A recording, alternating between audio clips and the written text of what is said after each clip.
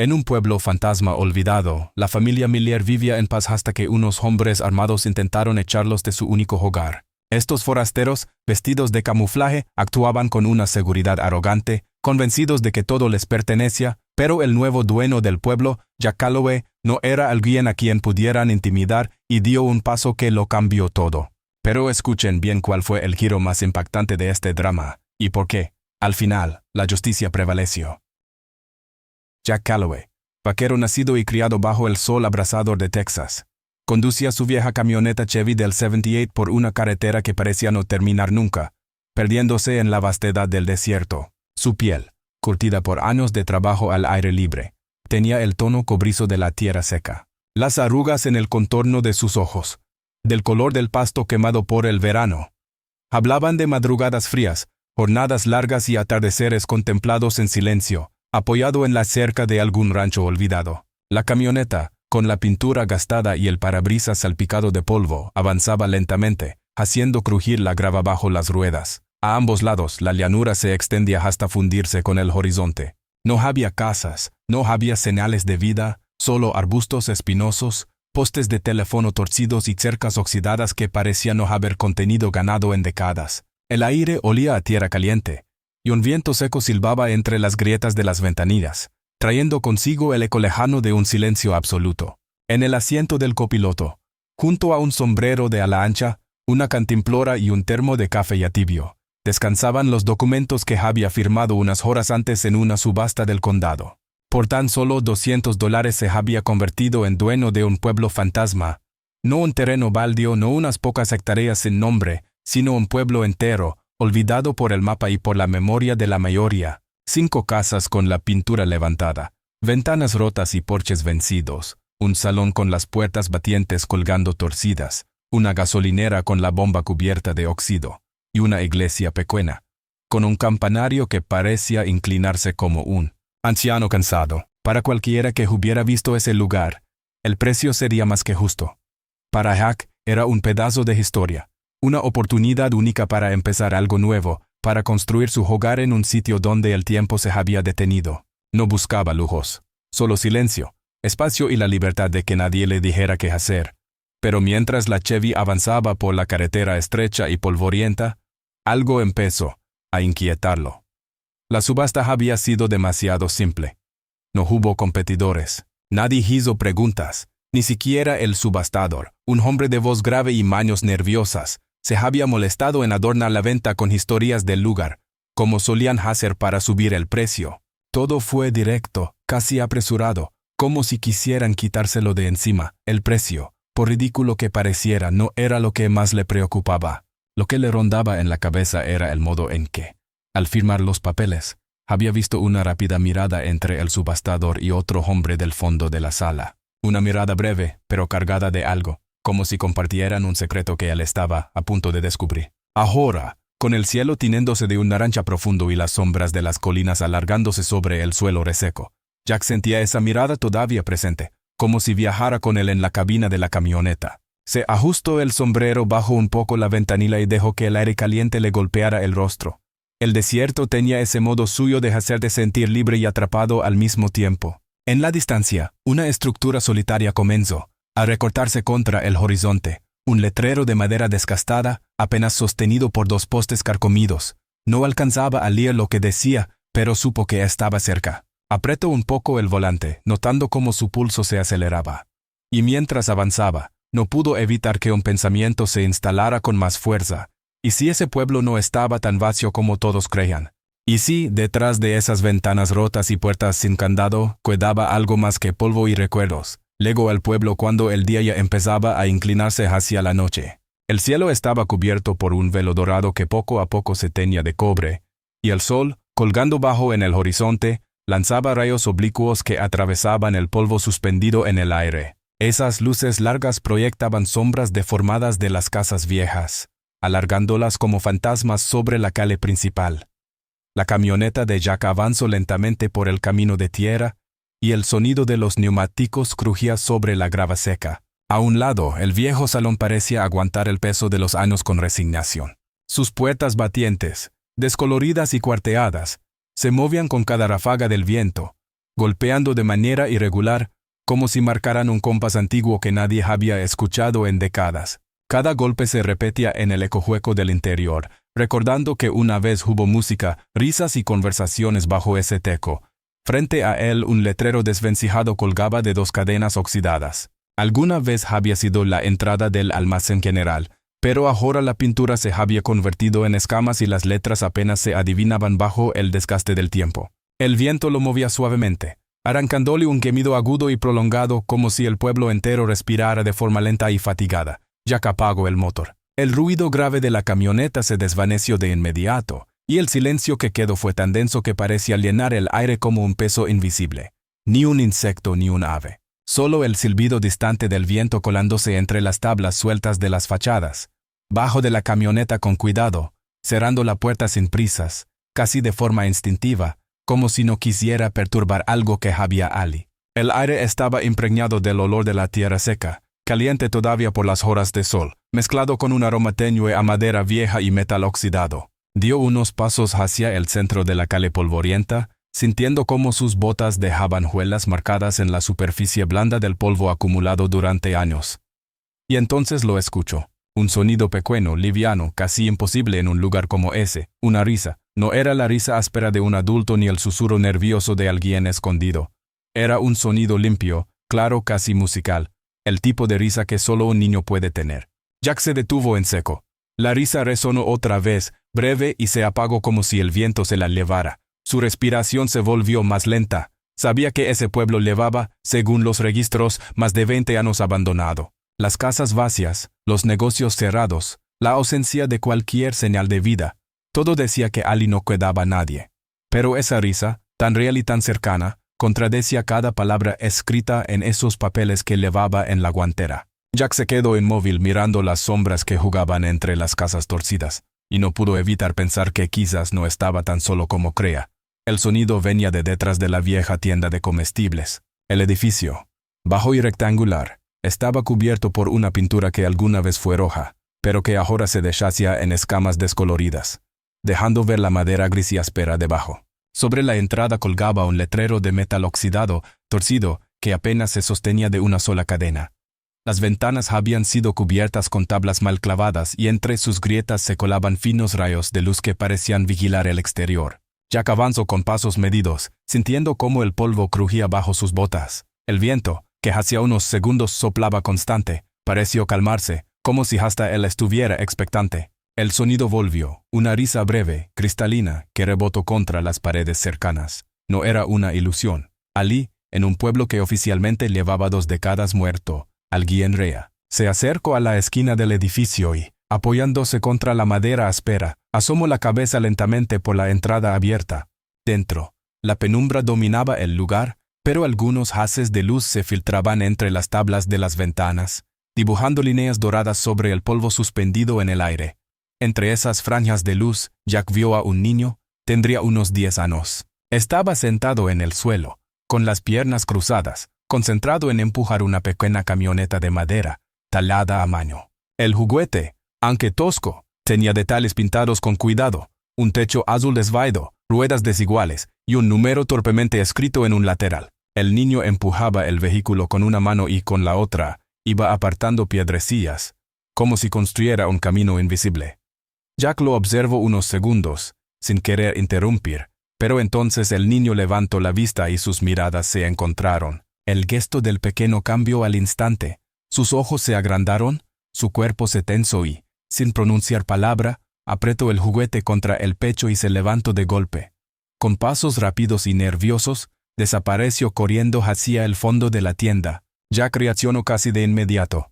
Avanzó hacia el interior y el suelo bajo sus botas emitió un crujido largo y agudo, como una queja. A cada paso, el olor a madera envejecida y polvo acumulado se volvía más intenso, mezclado con una humedad tenue que no esperaba encontrar en medio del desierto. Pasó junto a un viejo mostrador cubierto por una fina capa de polvo y una caja registradora oxidada que parecía haberse detenido en el tiempo. Tras el mostrador, un pasillo estrecho y oscuro se extendía hacia el fondo. La luz apenas alcanzaba a iluminarlo, y Jack tuvo que avanzar guiándose más por la intuición que por lo que veía. El pasillo terminaba en una pequeña puerta entreabierta. Al empujarla, encontró unas escaleras de madera que descendían a un sótano. El aire allí era más frío, y una luz cálida y temblorosa subía desde abajo.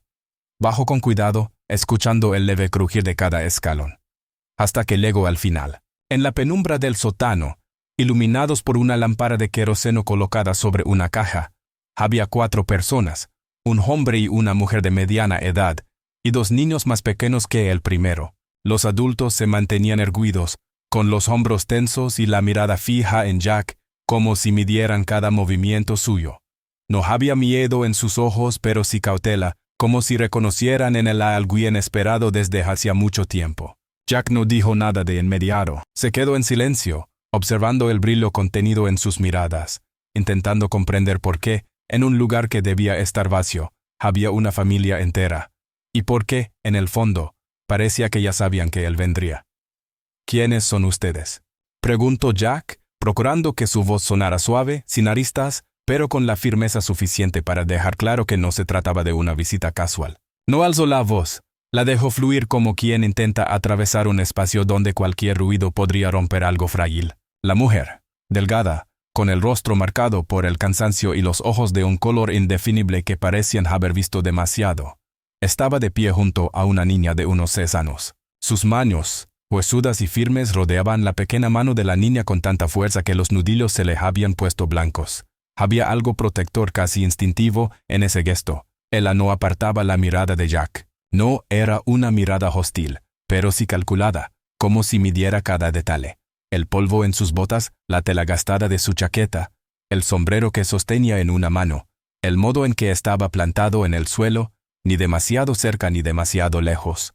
«Esta es nuestra casa», dijo al fin, con un tono bajo, casi susurrado, pero con la solidez de una afirmación irrefutable.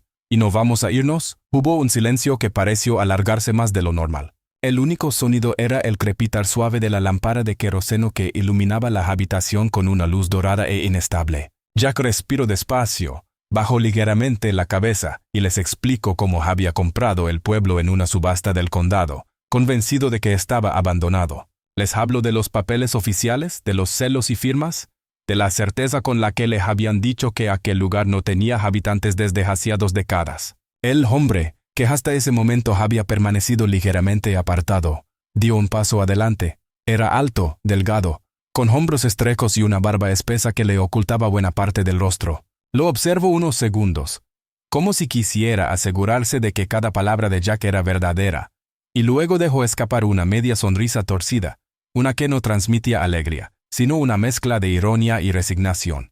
«Oficialmente, sí», dijo, con una voz grave y áspera que resonó en el pequeño espacio.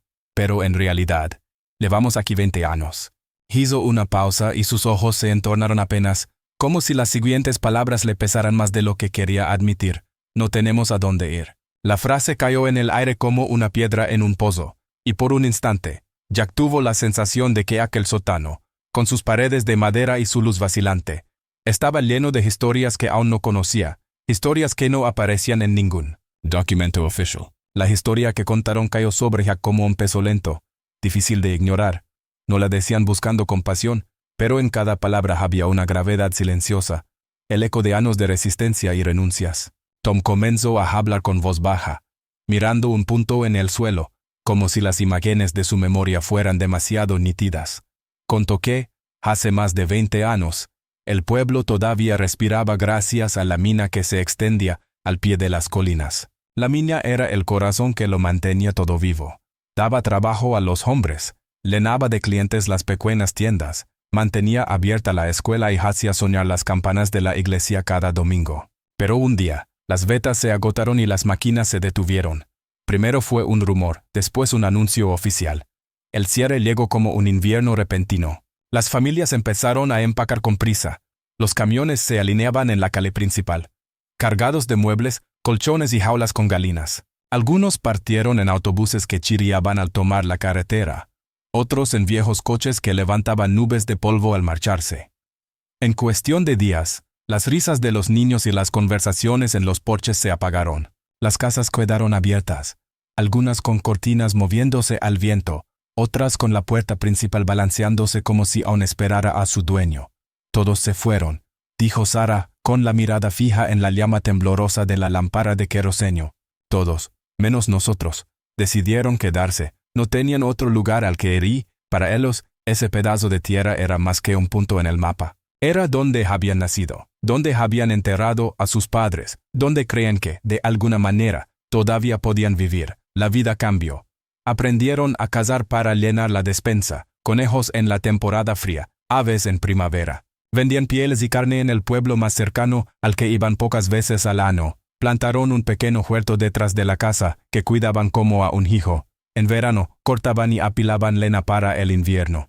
En los días de lluvia, reparaban tecos, engrasaban bisagras y cosían la ropa gastada. Durante años, el silencio fue su único vecino. Nadie legaba, nadie pasaba por Ali.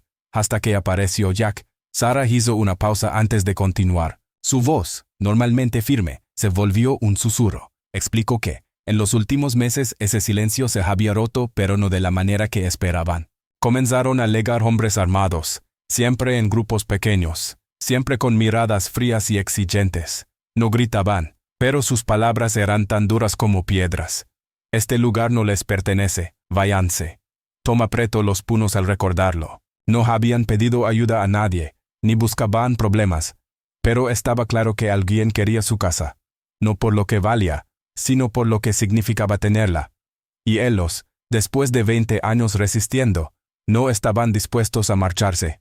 Jack los escuchaba sin interrumpir, sintiendo que cada frase era un ladrillo más en un muro de tensión que llevaba años levantándose sin que nadie lo supiera.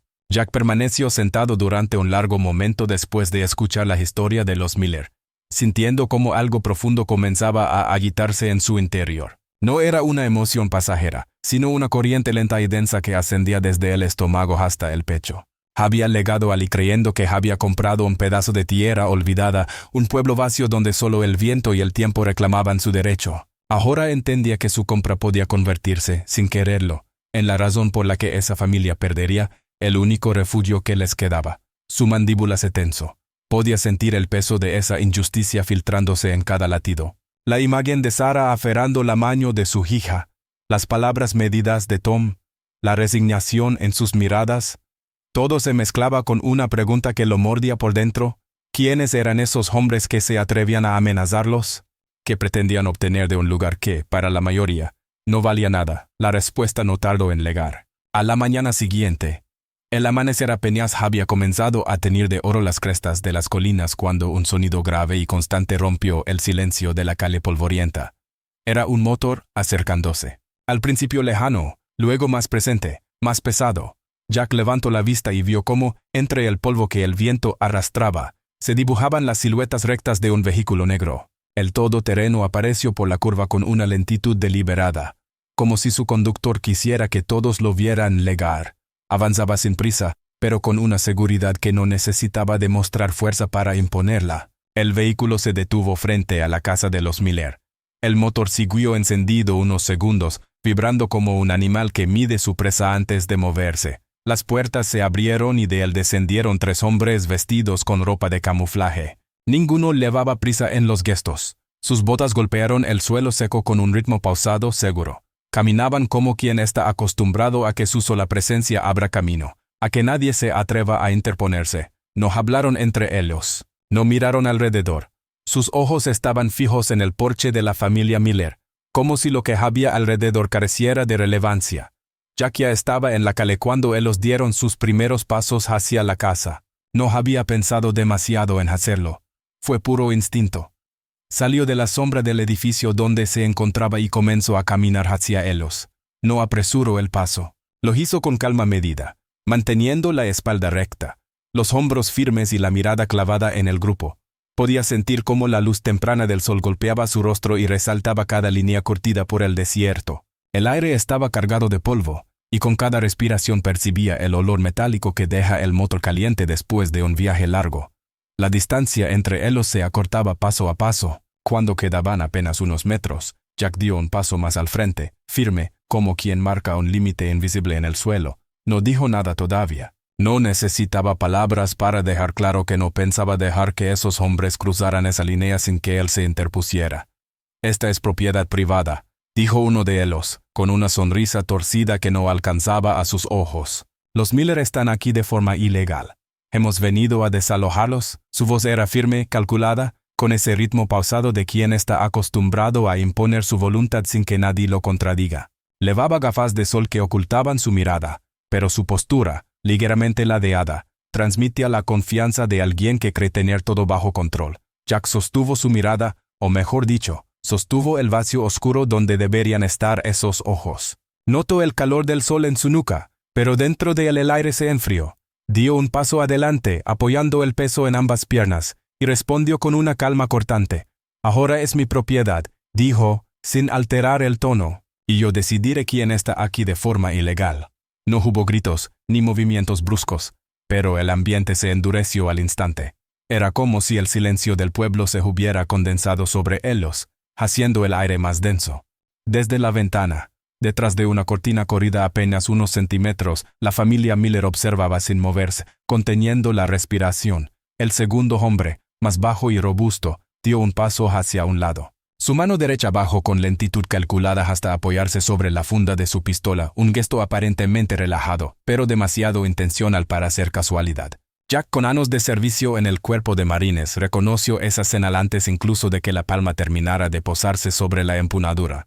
No era solo un movimiento, era una advertencia disfrazada de costumbre. Sin apartar la vista, Jack avanzó un paso más. Fue un movimiento medido, sin prisa pero con un propósito claro: acortar la distancia hasta el punto en que cada decisión se tomaría en una fracción de segundo. La bota pisó la grava y el leve crujido resonó como un disparo seco en aquel silencio expectante. «Inténtalo», dijo, en voz baja, casi susurrada, pero con un filo tan marcado que el aire pareció detenerse un instante. En ese momento hasta el viento que recorría la calle pareció vacilar.